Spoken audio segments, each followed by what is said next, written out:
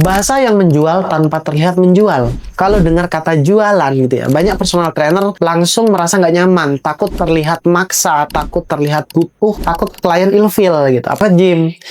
Klien menengah ke atas itu sensitif banget sama hard selling. Begitu mereka merasa dijualin, mereka langsung mundur. Bukan karena nggak mampu, tapi karena nggak suka aja caranya.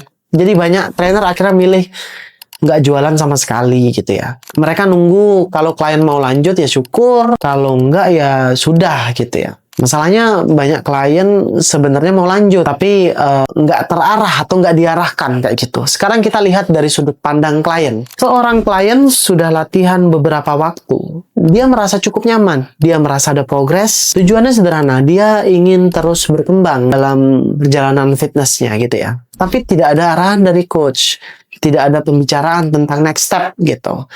Atau penawaran program latihan lanjutan kayak gitu. Akhirnya muncul keraguan, saya lanjut nggak ya gitu. Dan program kedepannya gimana ya? Dan karena nggak ada kejelasan, akhirnya dia menunda. Dan seringkali ya biasanya berhenti sih biasanya. Padahal masalahnya kan bukan dia nggak mau lanjut ya gitu. Masalahnya itu tidak ada bimbingan, tidak ada panduan untuk next step-nya itu bagaimana kayak gitu. Nah, disinilah pentingnya komunikasi yang menjual. Ya quote on quote-nya menjual tanpa terlihat menjual gitu. Kuncinya satu, jangan jualan tapi arahkan. Bedanya apa? Trainer yang jualan akan bilang mau tambah paket lagi nggak gitu ya. Ada promo nih kalau ambil sekarang, sementara advisor ya akan bilang kalau kita lanjut saya akan bawa kamu ke tahap ini. Karena sekarang kamu sudah sampai di sini. Ya semacam penawaran program latihan lanjutan seperti itu. Perbedaannya jelas. Yang satu fokus ke transaksi, yang satu fokus ke perjalanan loh. Dan klien menengah ke atas lebih nyaman dengan yang kedua. Karena mereka nggak merasa dipaksa, mereka merasa dibimbing malah. Hal lain yang penting, timing. Jangan nunggu klien selesai paket baru ngomong malah. Karena di situ mereka sudah di posisi memutuskan mulai tanamkan dari tengah perjalanan.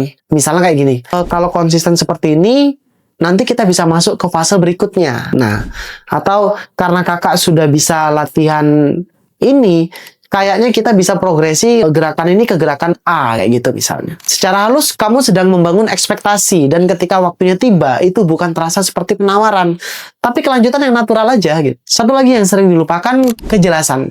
Klien premium itu nggak suka ambiguity gitu.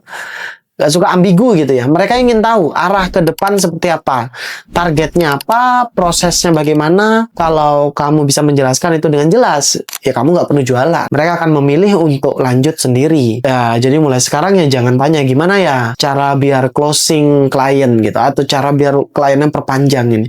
Ya tapi tanya juga gimana caranya saya bikin klien yakin dengan langkah berikutnya gitu. Karena begitu klien yakin, keputusan itu jadi mudah. Dan di titik itu kamu bukan lagi menjual jasa, tapi menawarkan perjalanan fitnessnya. Dan orang akan selalu bersedia bayar untuk perjalanan yang jelas dan terasa bernilai.